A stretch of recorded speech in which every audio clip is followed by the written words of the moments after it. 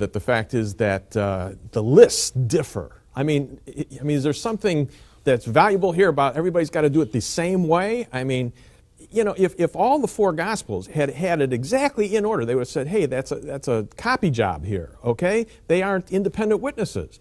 Now that you have independent witnesses, I mean, now you're damned if you do and damned if you don't. Yeah. Two things to say about that. First of all, I think the list in Paul corresponds to more things in the Gospels than we think. Those who say, like some of our references here, the lists hardly correspond at all. And some critical scholars say they don't correspond. Wait a minute. You've got the lead appearance to Peter. Luke 24:34 has that early creedal soundbite that he appeared to Peter, and maybe the Markan allusion there.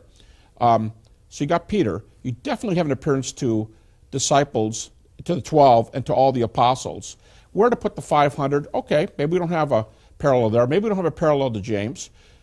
If we take Acts as volume 2 of Luke, which I believe it's Tabor that takes that as volume 2, sure. You have the appearances, the threefold appearance to Paul, which corresponds to the last of all, he appears to me. So the list is fairly clear. But I think the second thing I'd say is, I think critical principles here are lacking. The same critical principles that these fellows apply in the other works, and it goes like this.